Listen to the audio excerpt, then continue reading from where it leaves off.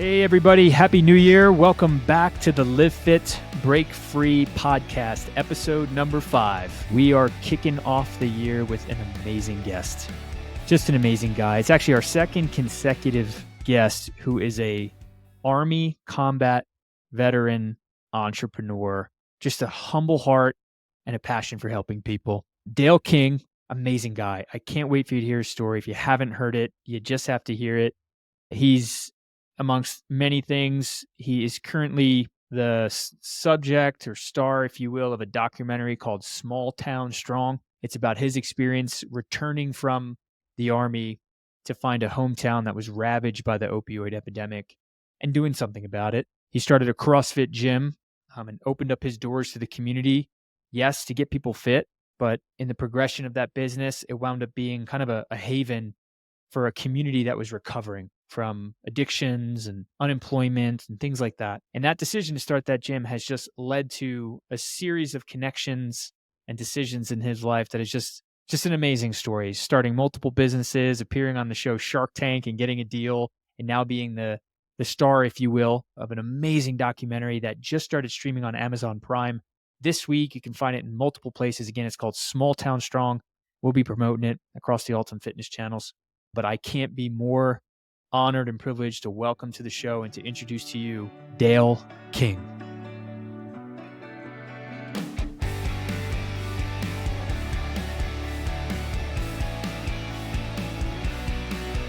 All right, everybody, you heard the intro. I kind of dropped the resume already, but we're here with Dale King. Dale, thanks so much for being here, bud. Oh, man, thank you for having me. It's my pleasure. Dale, just to kind of orient the audience to you, I'm going to ask just, go back and just kind of tell us your story a little bit. You're doing so many amazing things, and hopefully we'll be able to cover all of them in the limited time we have. I mean, just a quick, again, another resume drop. Army veteran, combat veteran, owner of PSKC CrossFit. You got that awesome beanie there. I see you're rocking today. Yeah, dude. Doc Spartan, you've been on Shark Tank, and I hope you don't mind. I'm going to ask you a little bit about that experience because I don't know how many humans can say they've been on the show Shark Tank, but we all know what it is. And I know you're a family man. I know you've got young kids and a wife, and all that to say you're a busy guy. You're a super busy guy. So we're going to dive in, man. But if you could just maybe tell us a little bit, start with, growing up, where you're from, and walk us through, up until the point where you decided to join the Army and maybe why. But yeah, tell us a little bit about yourself. So, born and raised here in beautiful Portsmouth, Ohio, and Southern Ohio. Graduated high school and back in the day in 1990.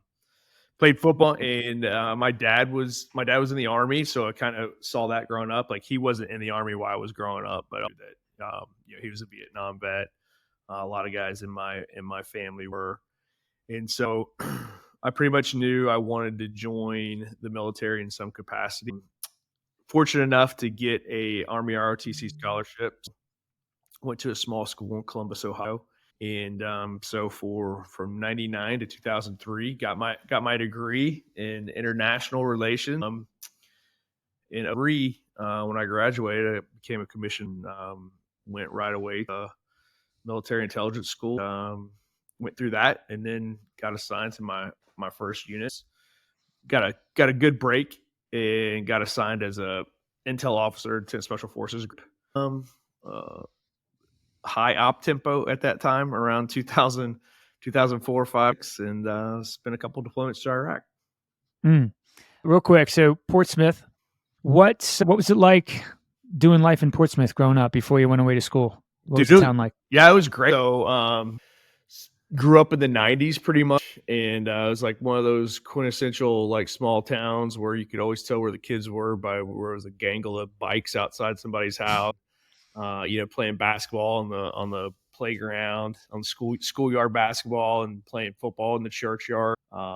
Just real small town, small community. Everybody kind of knows each other. Everything kind of revolves around sports and athletics. Portsmouth has been on the decline really kind of ever since the 60s and 70s when American manufacturing started. But it was safe. It was.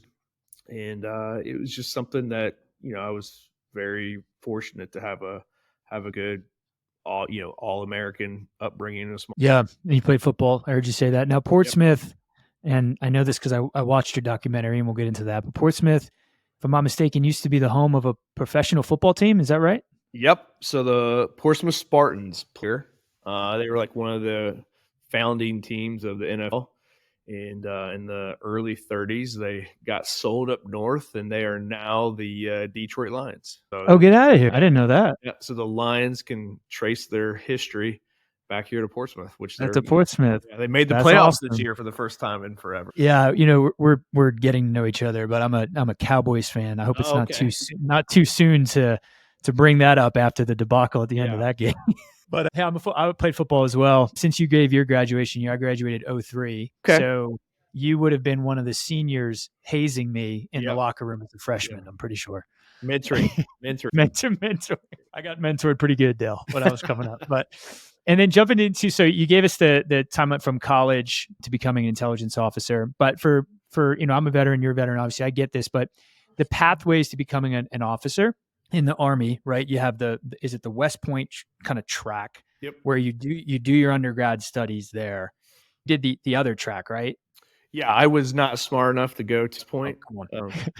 So I didn't have high enough ACT. You can ROTC stands for Reserve Officer Training.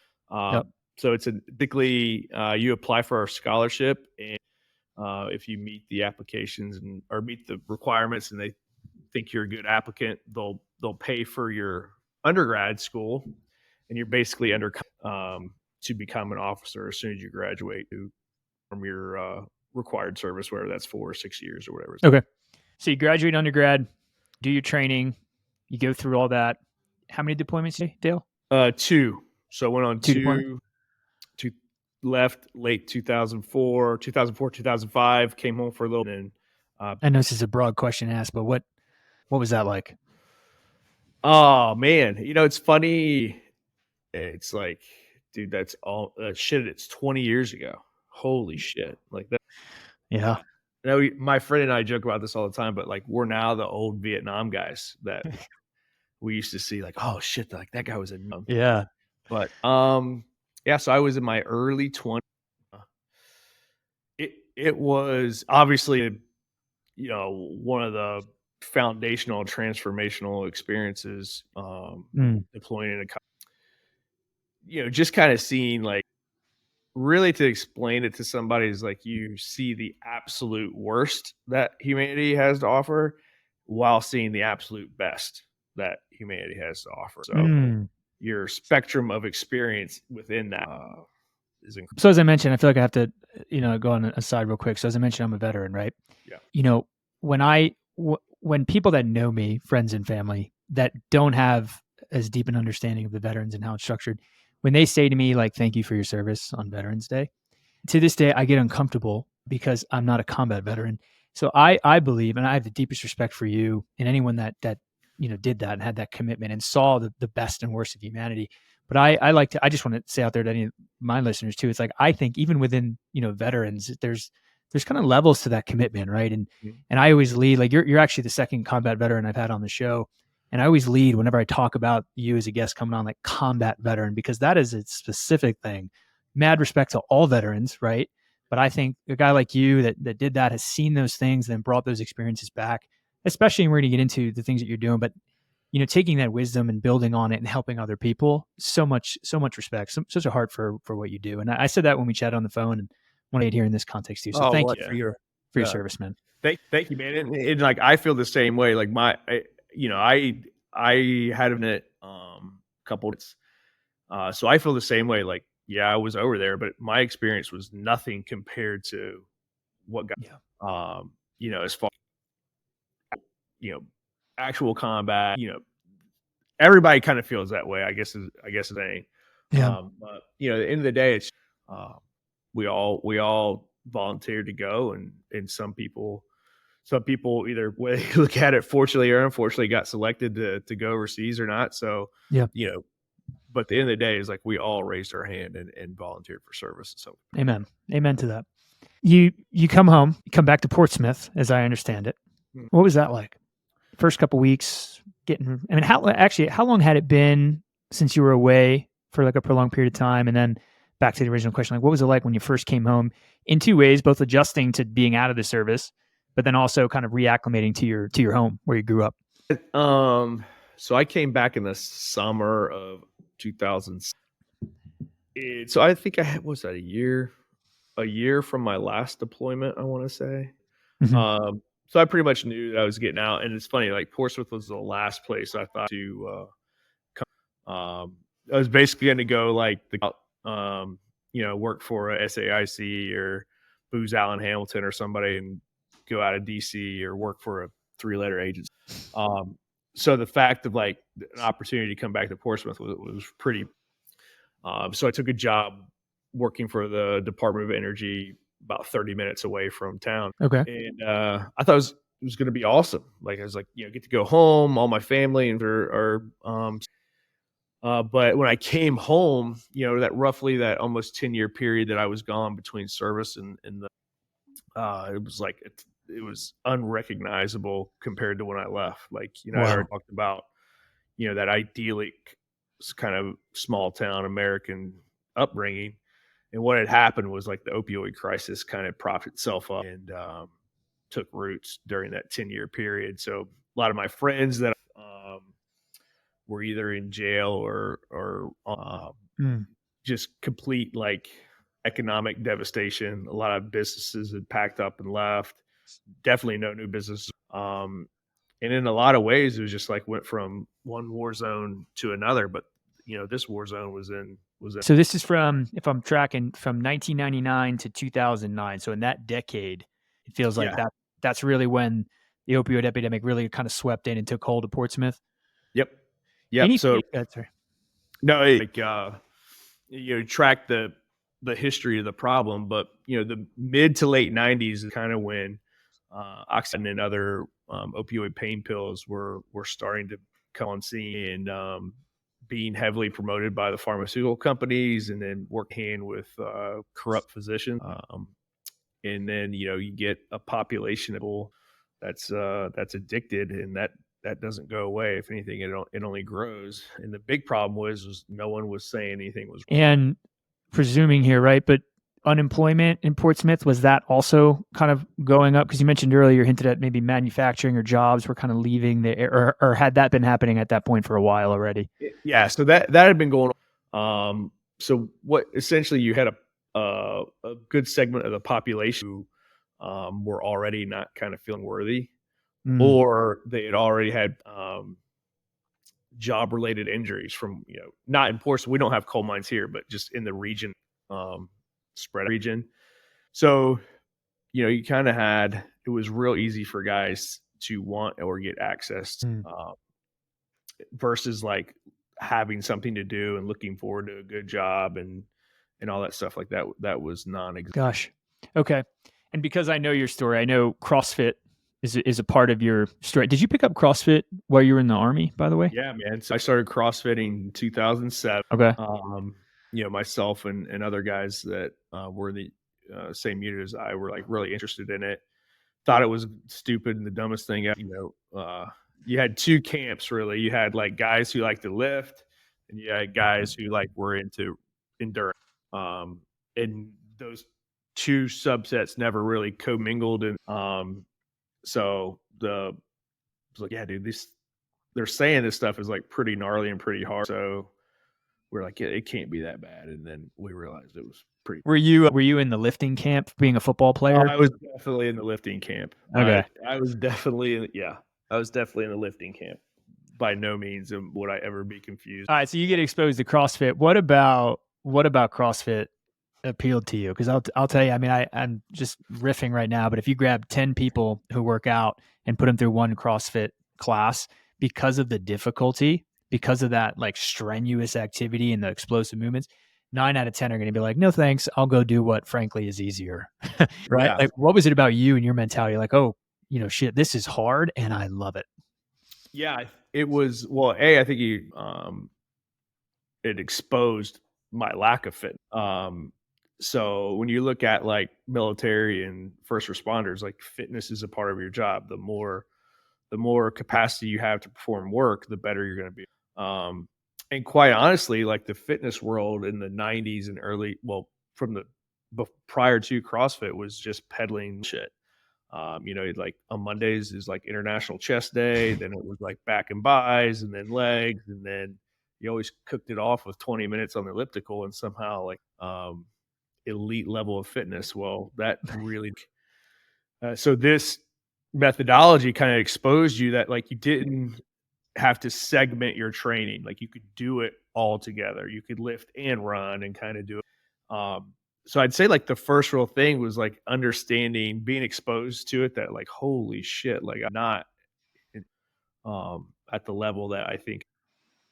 The other part was like, it was hard. Like I enjoyed the fact that it was hard when the workout was over, like not actually doing it. Uh, Subjecting me to a wide variety of things that I had never.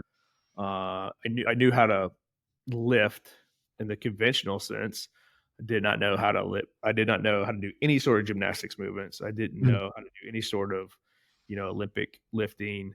So it was all like, due to my like ADD nature, like there was always something that you would go in the gym and every day would be different, and it'd be something that. Yeah. Yeah. And I plan on going deep into CrossFit, but I want to ask you, because you mentioned every day is different.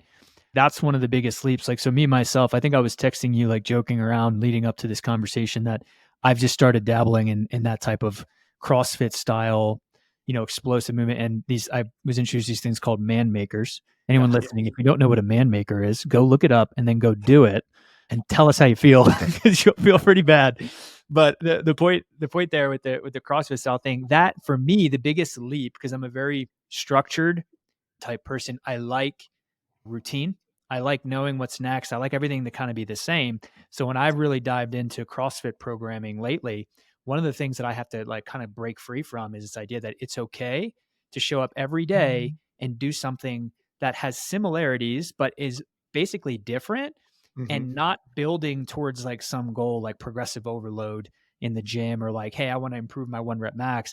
It's like you're just constantly competing against yourself doing those movements from a previous time. Is that right, Dale? That's kind of like the whole thing, like keep beating yourself, your prior you. Yeah, that's they're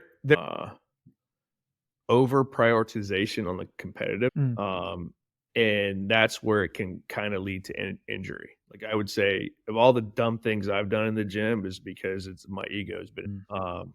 I wasn't ready to do the things that I was. But point in saying that is the only person you should compete is yourself, and then you got if you for a long time, like you're not, your scores probably will not be as good as they were 2 years ago. Mm. I mean, obviously that's just how things go. So you need to be competitive with yourself at where you are at that point. Roger that. End of the day, it's just about like getting in there, getting some movement, staying healthy, and stacking bricks over the course of your lifetime. The level of your fitness can be a hedge against sickness, especially. Love that. Yeah, I love that. And if anyone's out there considering a CrossFit program or CrossFit style program, from both of us, I'm highly, highly encouraged to step into that world. Everything today says the bro split should be gone and gone for good. And that's what Dale was kind of referring to there, the International Chest Day. But man, if you're not training for your VO2 max, you're not training your baseline cardio, strength moves, all those things, and pushing yourself, stacking bricks, as Dale said, then you need to start doing that. So I'm with you on that, man. That's Yeah, awesome. man. So when you were in the Army, so when you first started doing CrossFit, did y'all have like a certified coach or something that was walking you through it? Like, what did that training look like? How did you kind of organize all that? Dude, so this was like the ancient days of CrossFit. So you would literally like you would go to the website, and every day they would post a different and then they may or may not have posted like a video along with it, like an exercise, like a movement demo, or like a full on work. So it was just like learn really, and then figuring out a facility or somewhere that actually had access to the tools. Like 2007, rowers were not a thing. Like rowers were not like available. Bumper plates were not available. A lot of this stuff was like you would do it homemade, or you just kind of figure out your. And then one, in my journey, it was just like you did it. Um, and then if like you wanted to take a deeper dive into it, you would take like what they call their levels. and that's like a weekend course that really it's one of the best things that you could, health and play. And then it's certified to coach other people down the road if you want to do it. So, but no, there was no coach, there was no performance, just a bunch of dudes trying to. I love it. I bet you look back at that time fondly. Those dudes figuring it out. You Oh probably yeah, having a man. blast, right? Yeah. And Yeah. just getting thrashed.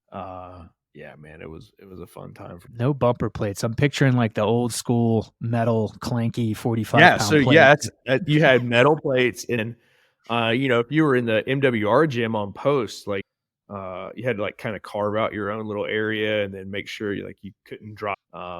It was a lot of people were getting kicked out of gyms early. So cool. So Dale King, amongst other things on his resume, one of the OGs of CrossFit. I love it. Yeah. All right, so back to Portsmouth. You're coming back. You've got this passion. Sounds like for at least 3 years now, right? So 2007, you picked up CrossFit. You got some certs. You come in, you're looking around, you're seeing friends and other people. Your town is different. Talk us through the decision to start your CrossFit gym, PSKC, and that's Portsmouth KC. Portsmouth Spartan Kettlebell Club. Kettlebell Club, Yep. Portsmouth Spartan Kettlebell. Love it. So talk us through that decision, man. What sparked that interest, and then what was that like? Because as far as I know, you hadn't opened a gym before, so to hear that story, the origin story. It was completely like accidental, and I had to be talked. So I was getting to the point where I was getting kicked out of the local gym here in town. I'd have to every day I'd have to farmers carry my kettlebells in. That was another thing, you couldn't get kettlebells. So I bought a set of kettlebells. After I got exposed to CrossFit, I really fell in love with kettlebell. So I kind of took a deep dive into. It was just doing what looked like from the outside to people are just these insane in this this Globo. And this lady finally it's around the same time they're like, hey man, you just can't be doing this. I was like, can I just leave my kettlebells here and then anybody can use them if they want? That way I didn't have to carry them in and out every single day. And they're just gave me the bullshit well, due to liability concerns, we can't. So all right. Well, fortunately, at the same time, this other lady came up to me and she's like, hey, I don't know what the hell I'm opening up one of those 24-hour gyms. And if you want to, you could teach people how to use kettlebells at my place and I'll give you a free gym member. And I was sold. Yeah.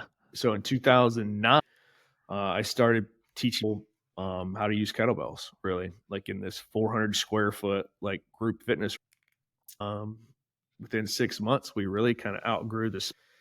And one of the guys at the time was like, hey, my buddy has this abandoned warehouse that he just is storing his. I think if you made an offer, you could go rent that and kind of branch out on your. I was like, no, dude, I'm not putting money in this thing. That's not it's too risky. I got a full-time job. I don't want to. And then, I kind of sat and thought about it. And it was just well, I'll give worst case scenario, it all fails in a couple. I'll have enough gym equipment to have a sweet home gym the rest of my. Not so bad. Yeah. And so I was like, well, that was the ultimate risk criteria. And took a loan against my 401k and took $8,000 for $8,000. I can't remember. Bought some stuff, and in August of 2010, opened up my own spot in a warehouse. Wow. So it started with you farmers carrying kettles and a lady approaching you and be like, I got a spot for you. And that was the genesis for the whole kind of movement. But I love that, man. And even as I kind of grow older, it's so many times it's the people you meet and plan for things to happen. And then in hindsight, it's just beautiful when it happens like that. You made me a quick question, man. So when I'm going through a functional training program, call it CrossFit if you want, but it's a functional training program. And whenever I see programming for a kettlebell movement, I think it's okay. And I could be completely wrong. And I want to hear your response to this, but I think it's okay to sub in a dumbbell. Is it about kettlebells in particular that people that love kettlebells?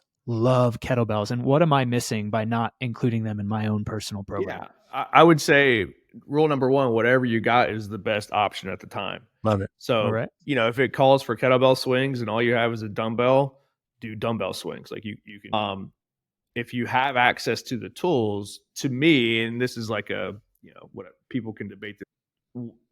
To me, like one kettlebell is the ultimate piece of equipment you can use for the rest of your life. You can take it anywhere. One thing, there's such a wide variety of exercises and movements you can do. But really, it just comes down to it's a ballistic strength and conditioning. So, we're not looking at just doing, 3 sets of 10 on a strict press with a kettle. You could like a kettlebell swing is like one of the ultimate tools that kind of bridges the strength and conditioning. I mean, if you do here's a simple workout like a 10-minute AMRAP of 15 kettlebell swings and 10 burp, as many times as you can do in 10 minutes, like that will get you pretty darn. And two, it's just like it's a kettlebell versus a dumbbell is just more ergonomic to hold on. There it is. Yep. So it's got the handle and then the weight centered on the bottom, whereas a dumbbell that and you can hold on to that handle and you can do higher volume rep stuff. Like, 10, I think it's called like the Secret Service snatch test. You do 10 minutes max kettlebell snatches, switching between each arms. And that's where like the repetitive ballistic nature comes into it. You can get kind of the same stimulus with just a dumbbell, but it's more ergonomic along with your body than the dumbbell. Yeah, no, roger that. And real quick, Dale said a simple 15-minute AMRAP, as many rounds as possible. It could be 10 or 15 or whatever. Yeah, that will crush you if you have not done that. So what he's saying is set a timer and go back and forth between those two movements as many, basically supersets, but as many times as you can. That will crush people, and highly encourage you to try it and find out. Yeah, I'll say this on the ergonomic, if that was your word, the ergonomic of it. I've noticed though, like when I do certain things, like what was I doing the other day? It was a front rack dumbbells. It was supposed to be a kettlebell step up. So essentially, you know this, but you load them here. The dumbbells there just felt like really like awkward and hard after I got fatigued. And then the gym I was at had kettlebells, so I picked them up, and something about the way I was holding them, it just made it more efficient for my body to hold the weight. And then I was able to do more reps and more volume over time because of that. I didn't know the word ergonomic for it, but I find that they're much better if I have them, to your point. Yeah. And, like there's benefits, but, given the most bang for the buck, if I had to choose between one kettlebell and one dumbbell, I could get a lot more done with a kettlebell than I could have done. Yeah. Tracking. All right. So you start off in a room and then you move to a warehouse. It sounds like you took some personal risk there. You took out a loan against your savings, and you jumped in, and then you're running a gym. Excuse me, it's not called a gym. Is it called a box? You're running a box? Dude, I call it a gym. All right. So you're running a gym, and how'd the word get out? What was that like? How did people start coming to you? And so fortunately we already had like built-in clientele from the spot. I would say maybe 20, 25. It was just like all referrals. So one client told another client, told another client, told another client. And another thing that really helped us too was like this was early days of Facebook. So this was actually before I think like business pages were. So I would just like take whatever like 2 megapixel phone I had at the it would just snap photos of people, post my Facebook page. We're talking like 2010. It was unique. Like no one was doing this style of training in my area within like an hour and a half. And people looked at it like, oh, like this is, it was like elements of strongman. There was like gymnastic rings. There was like people climbing ropes. There was people pushing. So there was like some novelty. And like people were proud of what they were doing. Right. So and I'm not throwing shade here, but it's kind of difficult to be proud about doing 20 minutes on elliptical. Like no one's going to post a picture of that and as like a badge of, but when they saw like Timmy or Jane like pushing a pushing a truck, pulling a sled. It was just like, oh, cool. Like, what is that? What are you doing? And that fueled the fire. You're too kind to throw shade. I will throw some shade.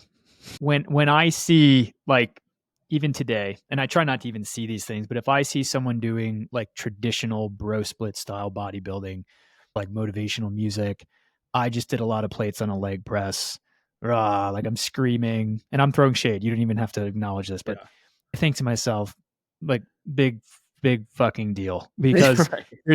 there's nothing harder than when you are maxed out. Go back to your workout, your AMRAP. You're maxed out and you decide to get up anyway and do more of those burpees, whether it's over a bar or box jump, like that pain, that like, but like that challenge of your heart and your body and everything being gassed, but then you push forward anyway. There's nothing like that until you experience it. The only thing that I think is similar that I've experienced is I practiced jujitsu for a while, Yeah. and Yeah. that trigger, like that, like when you have somebody else and their willpower against you and you're exhausted, but you still decide to move forward. Man, there's no leg press, there's no bicep curl. There's Yeah. nothing that can impress me in that world, the stuff that we're talking about. So there's my shade. I'll throw it. So yeah, man. So all right, I digress. So I want to get into some of your, I'm sure you have amazing stories about the startup of the gym, but I know that you started Doc Spartan 2015. What was the genesis of that? And then what I'd love to hear once you kind of talk through, and I'd love to, just explain what Doc Spartan is, and give some, people some, access and know where to find it, but also Shark Tank and like that whole experience, man. I'd love to hear what that was like. So Yeah, give us for the sure. origin story there. So, common theme with ventures and so-called successes is they all sprung from the gym. So around 2013, a buddy of mine, we had started a nonprofit called Team Some Assembly Required, and this was for adaptive athletes. So men missing an arm or a leg or a combination thereof, Oh, wow. who's still want to compete or do sort of fitness related sports or CrossFit and Paralympics. And so working with those, where their limb fits in the prosthetic, I began to notice like, oh man, you guys get pretty gnarly like wear and tear on your limb from the repetitive use of where the, like I said, where the limb fits in the prosthetic, get pretty gnarly like rashes and burns and so there was a lady at my gym who was like kind of making like all natural creams and lotions and selling them on the side. So I approached her one day. I was like, "Hey, do you think you could come up with like a first aid salve or we could give to the guys on the nonprofit and then sell just here inside the gym because people will rip their hands or they'll bust their shins every now. It's just like a cool little first aid." So she said, sure, she would work on some prototypes, and she did. And we handed them all out to the people in the gym, just kind of be like, hey, see if this works, give us our feedback. And, the feedback we got was pretty incredible. Like, people were using it for anything from like, hey, I put it on my new tattoo, just use it to help heal a scar to might use it on my, kid's diaper rash. So we began to see like multi-purpose usage. So we're like, okay. Started selling it like here at the gym and would post about it online, social media, and then my gym owner buddies were like, "Hey, how do I get this?" So started selling to that own gyms, and then people wanted to figure out like, "Hey, how do I get some?" So then it was just like, Google how to do e-commerce online store. So before I know it, like I've got an e-commerce store, and we're like, fulfilling orders. And Renee is her name, and Renee was making everything. So our goal was like, like we just want to have like one online order every day. Like that would be cool if we could do. And then just kind of grew and grew. And before we get an email from a guy who's claiming to be an executive producer at Shark Tank, of which like neither one of us believe him. And like Googled the guy, and sure as shit, like his first picture of him is like holding Emmy award. We're like, oh They're shit. like, holy Yeah. crap, that was exciting. And they said, hey, like we're looking for a company we're looking for veteran owned companies to come on the show. We think you've got a good product. They found us on social media. And we're like, well shit. Before I a year after we started the company. So in the summer of 2016, we're like out in Hollywood on the Sony Pictures lot, like filming an episode of Shark. Wow. A Portsmouth boy out there Yeah. in Hollywood, right? What, real quick, I want to ask what that experience was like on that. Talk us through actually showing up, because I'm assuming there's some nerves there, unless you're just like ice for veins. But showing up and on a set like that. But so Evan Seal, co-founder of Verb Labs, he was the last guest on the show, and he told a story about the early stages of starting that company. They talked about just like getting so excited over an order. And Oh, yeah. he mentioned, these are my words, not his, but he was like, you go from like the thrill of like, yeah, we got an order, to like the holy crap, like how are we going to fulfill this, and what's that like? So was there ever a time when you guys first started to take off and Doc Spartan was getting a lot of orders where like that also created some challenges that were maybe some anxiety around how to like keep up with the demand, or was it just kind of like smooth sailing and you guys crushed it? No, it's never been slain. The only thing that's got crushed is it's just like, dude, I'll take those problems all. Yeah, Like, it's a good problem. we'll get into it, but I have another business that happened down the road, and it's kind of sporadic. Like it always goes ups and down. And the girl who runs that company, she gets super anxious during the lull period, Mm, and like, what do we do? Is this? Da, da, da, da. And then we get slammed. I always got a reminder. Hey, I'd rather you be concerned about problems to have instead of problems not to have. It's dude, love that. those are great problems to have, and we're fortunate for them, and we can always find to make it happen. But those are way better problems to have than sitting there and looking at your phone waiting for an order to come in. Yeah. That sucks. Like that's Why are you, it feels like this is the way you are, but why are you able, whether it's a lull or whatever the opposite is when you're getting ordered, but why are you able to stay emotionally kind of straight and cool through that whole it's because process? I'm old, man. Like I've been through it. I've been through. Really is what it comes down to.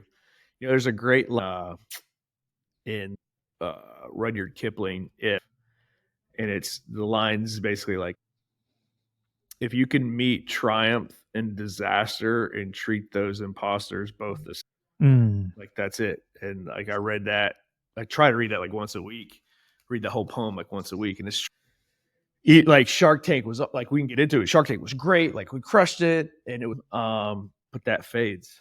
Like enjoy it while you can, but that stuff fades, and you have to be on the next thing and ready to go for the next. And just understanding that like business will always be up and down. You hope trends in the right direction, but it's never a slow, steady line going upwards. Like it's peaks and it's valleys, and you're tripping and you're falling, and sometimes you're sprinting and you're. But it's just kind of understanding. If you consistently try to do the right thing, good things. I'm sitting here having this conversation with you, and I realize we're in a podcast discussion, but at the same time, I took off my hat there as like, talking to you, hosting you, to putting on my entrepreneur hat, because, Dale, I'm at the starting line, hearing that quote and hearing that wisdom, and just to expect and to set my expectations around the fact that there will be ups and downs, but what's most important is how I respond to them. Yep. That's good. That's good wisdom, man. So thanks for sharing that. Yeah. Yeah. And he like, okay, well, what happens when the whole world shut down? Like for COVID, like knowing there was no playbook on what to do and how to do that stuff. But to me, the companies that navigated the best were the ones that had the right mindset going in. You know what I mean? And if you screw things up enough, and if it looks like the whole world's coming to an several times before, it's just like, oh well, this is just another checkpoint in the journey. Like we can do this. And I remember telling my business partner one time, like, because we had to deal with a couple different the gym was pretty bad, because it's just like, well, our service is in person. Like, if things are locked down and no one's allowed to come back for however long, like your business is going to go. And don't get me wrong, like that's but I remember just having a conversation with her, and I was just like, I started it from nothing before. I can start it from nothing again. And just having, but that's based upon like experience. Knowledge plus experience finally gets you some wisdom down there. Love that. Yeah. Shout out to a great friend of mine, Adam Kant. He actually owned 5 CrossFit style gyms in northern New Jersey, so places like Hoboken, some other towns, Jersey City. Anyways, he had that. I mean, that was what he was doing, right? So he had 5 of them. He was very successful, and I remember when COVID came along, what that was kind of like for him and how he had to navigate that. Challenging, right? But this guy, like you, entrepreneurial, lots of grit, push forward, and now he owns another business and he's successful. So that's good stuff, man. I just my wife, before I jumped on with you, my wife actually said to me, I'm kind of pivoting a second, but she goes, ask him about Shark Tank. Yeah. My wife personally is very curious about Shark Tank, so I can't not do that for her. So if anything, I'm sure that a lot of people care. So Shark Tank, what was that like, man? I mean, it sounds like it was unexpected. You show up. I'm assuming you don't have like a ton of, public speaking experience or anything like that. So walk us through, man. What's it like? It's gnarly, man. I would say it was the most high pressure civilian situation I've been in because there's a lot of lessons to learn from our experience on Shark Tank. I was a former intelligence officer, so like it was always ingrained in me that you have to like know your enemy front, back, side to side, and so that's always stuck with me. So like, all right, well, we've been afforded this opportunity. It looks like we're going to make the show. So then it was just like I approached like each shark like they were a target. So they all have books, they all have podcasts. I've seen every episode of every season multiple times. So just kind of like went into research, like pretty fanatic research mode about each shark we're looking for, and then research about like every single company that had ever gone on the show and how their deals went and what had happened after, and listen to their podcast and blog articles and all this. So in addition to like rehearsing and fine tuning our own, because for us, you saw us on screen for like 6 or 7 minutes, but we were in the tank for like 50 to 50. And then like another lesson is like the power of like your network. So I knew a couple guys who had actually like other veterans who had been on the show more, and they were gracious enough with me to like walk me through the process, explain to me the experience. Griff from Combat Flip Flops, he told me, he was just like, here's the deal, dude. Like, it's a TV show. Like, they don't give a shit about your company. They care about ratings. And here's the 2 things that equal ratings. You either look really bad on TV or it's really good. Like, there is no in between. Like, you don't ever see companies are just like, oh, well, that's just kind of like an average appearance on Shark Tank. It's super motivational, super inspiring, or you're just like, what are these jackasses? Right. And so basically it's you're either hero or zero. And I was just like, man, that makes a lot of sense.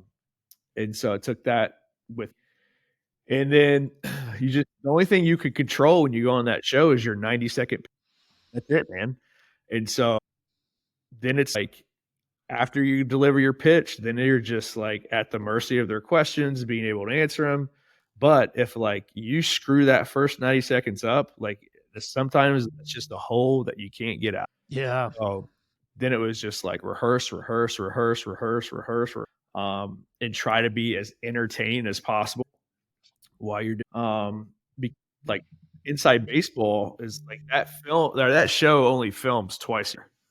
So probably they're going to see maybe 100 companies each filming, and those guys are just humans. Like, if they've been sitting there all freaking day and you get them late in the day, they're just tired, they're cranky, versus like if you see them first thing in the morning.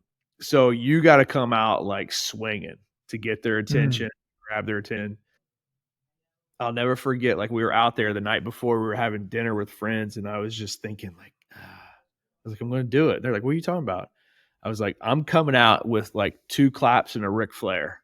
Just like, so right. And I just made that up like the night before. It was just hit you. And you just got that idea. They were all like, what the fuck is this guy doing? Just deliver and then like what you can, like, you got to know your shit, man. Like, that's obvious. Like, you got to know your numbers. For us, like, it wasn't that, and I know I'm kind of going all over the place, but it was just like, what's the risk criteria here? We didn't need money. You know what I'm saying? Yeah. Like, we didn't actually need because it was like a side hustle for me and it was a side hustle for Renee. And, it was relatively like we started the company with like $200. That's the cost of ingredients. So we weren't actually like needing this big time investment, and it was like sink or swim for our company. We were just Yeah. on there because we wanted the the promotion, to get in front of a couple million people. And then to land a deal with the shark just provides like social proof to millions of people that your product and company Yeah. is worth buying from. So it was just like, well, end of the day, it's just like, even if we don't get a deal, if they air our episode, it's gonna be a win-win. Now, if we look like a big jackass, then that kind of put some negative PR around your company. Yeah. That's the risk, I guess. Man, what a Yeah, perspective there. Like it just either it dawned on you or it had dawned on you, but it registered right before you went out there. It's that like, man, this is all gain. This is all win. We don't need this. And like that's liberating to think about it yeah, like that. yeah. So Right? it's freeing. Like when and this is like a part of Matthew McConaughey's book Green Lights, when he was talking about trying to get rolled. Finally, his agent or somebody had to tell him, like, listen, dude, like those cats can smell the desperation. Ooh. Like if you go in there and you're desperate for something, like it's just a natural repellent to some. Mm. But if your attitude, and I don't mean to be this like you don't be cocky or arrogant about it, but it's like if you go in there thinking like, hey, you want to be a part of that, it's a much your successes of closing on a deal are significantly higher versus you going in there like like this person needs to be the savior. Have him. It's just like that's just like a natural. Yeah, dude, I love that. Couple like real just kind of specific questions. So the sharks, as you call them, are they briefed on you before you get? Oh, so they're hearing this They're cold coming pitch. in cold, dude. Like, in matter of fact, like Wow. you have to. They both, like you and the Sharks, have to fill a disclosure form that they have no knowledge of you whatsoever because it's unfair. Yeah, that changes just my understanding of almost the dynamics and maybe even the pressure of that 90-second elevator Yeah, dude, pitch it's it. going in Like there. that's it. Like you got 90 seconds to like get their hands Yeah. down. Are there entrepreneurs that get up there that are like the moderate, I don't know, middle of the road ones that aren't either terrible or awesome that don't make the show? They just don't even include them on there? Yeah. So the way it kind of works is I don't. The last time I looked, I think there's like 40,000 applications per. And I think Wow. those get whittled down to like 200 and up 200. Like 100 actually go on the show per season, and of that 100, about half get deals versus no. Oh, So the producers, this is what Griff was explaining. He's like, the producer's job is just to put entertaining companies in front. If you, even if you like you a $1 billion new stapler and it's pretty boring, like Shark Tank's not going to air that because it's no entertainment value to the customer. yeah. Audience. So the Got it. production job does a really good job of finding neat, interesting products along with neat, interesting. Yeah. Or maybe even owners you want to root for, Right. like you Yep. and veterans, right? Yep, for sure. Got it. Or So you villains. go out. There are some dirtbags that go on there and you just want to see that guys fail. Yeah, which is still compelling TV, right? Exactly. You go out and you hit your flare woo. I assume everyone knows what that is, and I'm not going to make you do it. But look up Ric Flair Yeah. woo if you don't know what that is. But it is hilarious, and I think it's amazing that something put that on your mind the night before. But you hit your woo. Obviously, you crushed the presentation. You and Renee. What's it like afterwards? Like you get the deal, and then what does like the implementation of that look like? And how? And here's a question: and how much hands-on involvement? Who is the shark that wound up working with you? So we got to deal with Robert Hurt. Okay. How much guidance or what does that interaction look like going forward as you continue to run the So company? this is like very interesting because most people see like the company goes on the show, they get a deal, and it's all. We filmed in June of 2016. So therefore we knew we got a deal then, at least like handshake. Our episode did not air until February of 2017. Okay, so we're talking 7, 8 months there of in. And then you leave with a handshake deal, but here's the thing. They only know you from that 50 minutes that you're in there. You could have been completely fabricating the entire story and your numbers and but then so in our Robert Herjavec's team immediately met with us, and then they started going through our due diligence process. Okay. So they're checking to make sure everything you said is legit. They're looking at whatever numbers you've had. They're looking at whatever sales numbers and that. So even though you left with the deal handshake, doesn't mean, and a lot of deals actually don't go. And what Shark Tank has done in the last couple of seasons, when ours started, is they try not to air deals that actually didn't go. That's smart. I can see why. Yeah. But here's the deal, and I'm not throwing shade on Robert. Like I would want to do the same. He's not signing that deal until you get an Okay. Say more about that. I think I get why. right. On the show, shook hands, everything's great. We're starting to go through the due diligence process, and everything could look. But if for some reason the show would decide not to air our portion of it, he's not going to do the because it's only beneficial to an investor if it goes on TV. Got it. Yeah, and emotional for the promotional side of it. Promotional aspects, like yeah, why would you sign a deal with a company and it doesn't get in front of 5 million people? Like, there's no sense of which, obviously we didn't know that. So now we're looking, and then contractually from the show, they contractually only have to tell you 3 weeks in advance of your air. Interesting. Because the season runs from September to. Okay. There's a lot of ambiguity and uncertainty in that journey. Welcome to my life for about 8 months. Wow. Yeah. And then so that's it's just fascinating. Like, oh shit. But then you have to plan for the best case scenario. Because the last thing you want is for your stuff to air. It goes awesome, then you're caught with your pants down and you can't film. Yeah. Then it's literally you have a once in a lifetime opportunity. And if you screw that up, you're never getting that. Is your friend's name Griff? Combat Flip Flops? Yeah. Is that what you said? Yeah. Griff? Did Griff not forewarn you, but prepare you for that kind of journey, that post-production journey? For him, there wasn't any sense. Like it was all I needed and wanted from him is like, what is it like from now to the show, and what's it like on the show? Because we could have gone on there and not got a deal, and then there's no sense in him telling us about it. Yeah. But then, to Robert's, they helped us out along the way on certain things, checklist of items, certain things to do, certain things to prepare, because the better the more money they're going to make. Sure. It's a win-win. But it's like we went on a wing and a prayer. So we just started, this is another like risk thing. So we had to hire a full-time person. We had to go take a loan out, all on a prayer that we would get an air. Wow. And like I said, we didn't air until February. Yeah. And you shot when? When was the actual shoot again? We filmed in June. So from June to February, you're basically in limbo, but trying to make sure you're planning and preparing for when that switch flips, you're ready to roll and meet the demand, right? Demand. Yep. Wow. That must have been something. Yeah. Well, So, we took a pretty substantial loan out to hire a person and to start building equipment or start building products, manufacturing products. And then fortunately, like we got the air date and it aired and it went well. And then, give you like a frame of reference. By that point, we had been around for almost 2 years. So in the entire history of our company, we had done like close to 2,000 orders.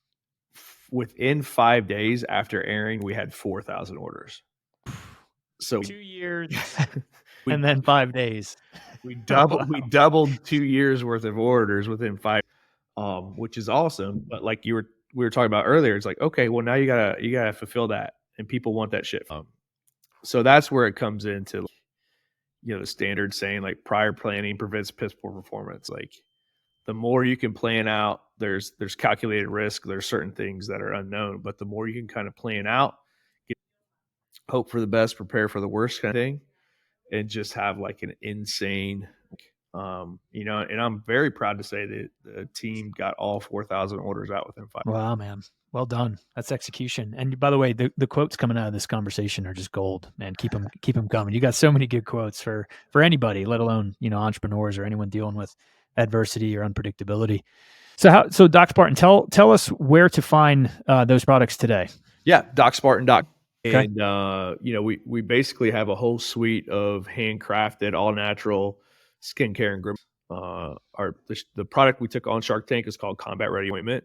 It's completely all natural, multi-purpose first aid. So, if you're in the military, you chew up your feet for skiing, hand blisters, like a nicks, cut, scrapes, wounds. Like it's a one stop shop to heal. I love it. It's kind of like the Swiss Army knife of ointments. And I heard you say earlier that people were using it on baby diaper rash too. I've got 6-year-old twins, and they've like literally spent their whole lives like in that stuff all over them, and they know where it's at, and they love it. Quick aside, man. I'm doing some quick math here. I'm a quick study, but it sounds like the whole Shark Tank experience was in 2018, 2017, and then the next year you had twins. Same year. Shit, man, that's a busy year. February, yeah, it's crazy to think about that. So February, our episode aired. April, my kids. Oh my God, man! Yeah, and you're here to talk about it. God bless. Yeah, because of my wife, basically, she's done all the heavy. Shout out. And what's your wife's first name? Tia. Shout out to you, Tia. Thank you. And I saw you in the documentary too. I want to be respectful of your time. I feel like I can talk to you for hours, Dale. Something I want to hear a lot about is the counseling center. Yeah. Okay. So it sounds like 2018, 2019, this is when this came through. And this is really a huge part of Small Town Strong, the documentary that's out right now. Again, I'm going to say that again, Small Town Strong, amazing, amazing documentary. My wife and I watched it 2 times. Incredible. Can't recommend people watch that much. We'll link to it and promote that with you. But talk us through the counseling center and how you found yourself helping those that are suffering from addiction and all those amazing things that you're doing. Yeah. So, kind of came off the heels of a successful appearance on Shark. And my friend at the time was going to the gym, and he said, "Hey man, like I'm getting ready to take a job at the counseling center. I'm going to be general counsel." And I think CrossFit's been. He told me that CrossFit was instrumental in his own personal recovery, and he wanted to find a way for us to like essentially provide CrossFit classes to their staff. And so of course, like I jumped at the opportunity. I knew zero about addiction and recovery, and if anything, like I had a very viewpoint as people who were addicts themselves. But I was like, yeah, man, I think it'd be great because it was like still is like the number one issue in our town. And so in the fall of 2018, we started doing this like little test pilot program to do CrossFit classes for their client. It was the most, within short order, the most meaningful, impactful thing we could. Because if you're a coach or a trainer, you get it, man. Like your kind of unique power in life, you be a force multiplier for others. And like you watch them kind of grow and do things that they thought they were impossible. In my case, it was just like, okay, watching somebody get their first pull up, watching overcome a physical obstacle that they never thought they could do before, and then firsthand knowing like how that transfers to life outside of it. But we take that same kind of unique power and apply it to somebody who's really in. It's more than witness their successes in the gym. It's being a part of, hey, I got custody of my kids. Hey, I got my first car. Hey, wow. I'm off all my debts, and watching them really kind of grow and become a successful person is to me like the most meaningful stuff I've been a part of. Yeah, turning underdogs into overachievers. Yeah, man. With the counseling center, is that an inpatient treatment facility? It's both. Outpatient? Yeah. It's both. Okay. Yeah. So is this a service or classes that you and your friend, what's your first name? Billy, big part of the documentary as well. Is this something where like, okay, you guys agree on it? You just say, okay, here's when the classes are going to be available. And then they kind of promote that to the kind of clients. Yeah. And the clients are like, okay, I'll opt into this. And then they show up to class and they're like, what do I do? Is that kind of the basic flow of it? Yeah. So we worked out a contract and, figured a flat rate that we would do. Did like a month trial period, because if it's Mhm. it's something that didn't work, they didn't want to be paying for it. And we wanted to be able to provide our back. So a contract and went over. They bought this facility and turned it into a part of it into a gym. So the director of the Health and Wellness Center at the time, his name is Max. He's also in the documentary. He just took it as his job to like, hey, we're going to do a morning. I think we just started doing one morning, and he just went and wrangled clients and said, hey, you got to try this out. Hey, you got to try this out. Hey, you got to try out. It's very similar to like starting your own gym. Like you're not going to open your door with 100 people right from them. But over time, if you do a good enough job, you get a core group of 5, and then the 5 becomes 10, and the 10 becomes 20, and that's how it grew. Yeah. Did you personally coach the first class, the first ever Oh one? yeah, yeah, Yeah? for sure. What was that like? What was going on in your mind? No, Like honestly, there was some apprehension on my behalf. It was just like, man, a lot of them was their situation in life was either you go to recovery, you go to gym, and so it's not like you're the normal folks that you're dealing.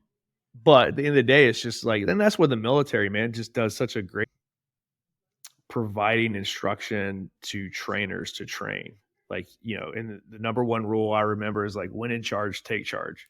Like if you go in there and you're apprehensive, you're not confident in your delivery, then you're gonna lose attention of the audience. And then it's just going in there knowing that like obviously you're the subject matter expert in your field, and they're just happy that you're there and happy to get a good workout in. Overcame that pretty quick. And then like once we did open it up to my other we did, started with some female coaches, and I was always because they were scared mhm.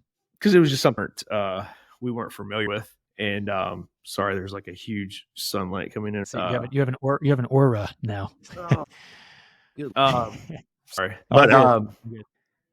yeah. So they quickly became, there was no need to worry about that at all. So, You're good where you're at right there. And again, I'm going to throw out Small Town Strong. I mean, the documentary does an amazing job telling, somewhat of the origin story and walking us through. And I think most impactful for me personally, Dale, and I did mention this to you, but they really zero in on some of your gym members and their journeys and their experiences and kind of show, I guess I'd call it like before and after type, but like just really the impact that it has on their life, and then just the community and the strength of that. It's a beautiful documentary, man. I really kudos. How did that come to life? How did filmmakers get involved and want to come in and kind of tell that story? well, so no, the short because of my best friend, his name's Chase Millsap, and he actually has a really interesting story himself. But he graduated from the Naval Academy and then decided after a couple years in the Marine Corps he wasn't cool enough, so he then went and transferred services and became a Green Beret in the Wow. and so when he got out, like he started dating a girl out in LA who happened to be from Portsmouth, Ohio, and I happened to have gone to prom back in the Okay. day. And then it turns out, like, when we went to go film Shark Tank, they were living there, and it was just like, hey, and his wife, Chase's wife's name is Miley, and it was just like, hey, while we're out there, let's go hang out with Miley. And that's when Chase and I met back in 2016. So when he got out, working as a producer on Big Bang Theory, and Chase was like cutting his teeth, kind of working in the media entertainment world out in LA.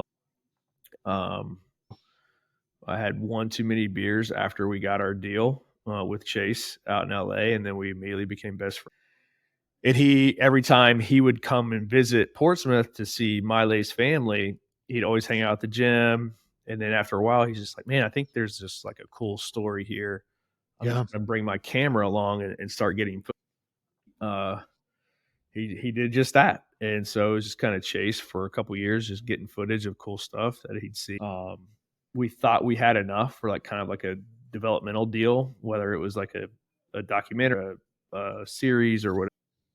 And then, if you watch the documentary, you'll see, but there was something that happened with a friend of ours that we were kind of like, all right, well, we're not going to wait on Hollywood to pick this project up. We're going to go ahead and finance and produce it in the summer of 2020. Actually, in the summer of 2022. Yeah, it's two. And that's how it came to be, man. Chase and I put up equal amounts of money to get the initial funding. Then we picked up a third financing partner later on. And then once we had something, we got a distribution deal. Here we are. Well, once again, God putting people in your life and you kind of walking down the path and trusting, right? Yeah. Wow, man. Shout out to Chase. Good instinct, because it is an amazing story that needs to be told. Keep getting told. Really. Yeah. So. In the product itself, regardless of the story, like the film is just really fantastic. Like it's really well done.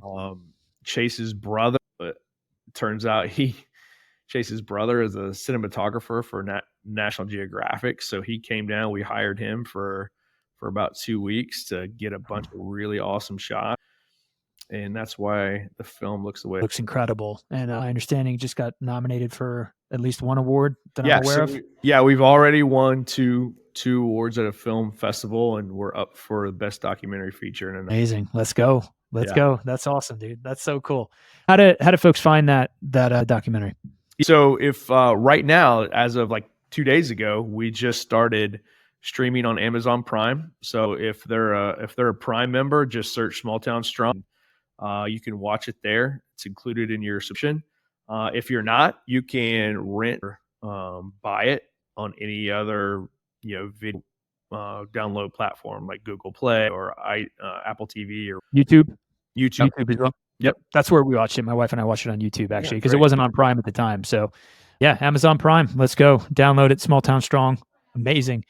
We're coming up towards the end of our time here. I didn't want to keep you too long. I know we're over, Dale, but a question that I have asked everyone that's been on the podcast so far is, if you could pick a younger version of you, a younger Dale, one piece of advice, had limited time to do it. We're talking like a paragraph. What would that advice be? Ooh, man. What would that advice be? As you think, one of our guests said, I wouldn't tell him nothing because I love my life. Yeah, he said, I love my life, pains and struggles, all things included. But what would your advice be? I would say, at the forefront of every decision you make, let it be because you're trying to do the right thing for the right reasons for the right people. And if you follow those three criteria, things typically have a way of taking care of themselves. You mean that again? The right, do the right thing for the right reasons for the right people. For the right people. I love it. That's great. Dale, man, I can't tell you enough. I appreciate you so much for coming on. You've got so much wisdom to share. I look up to you. And if it's okay with you, when I run into those lulls or those challenges, text you. Perfect. You better. Yeah. I appreciate it, man. Thanks for coming on the show.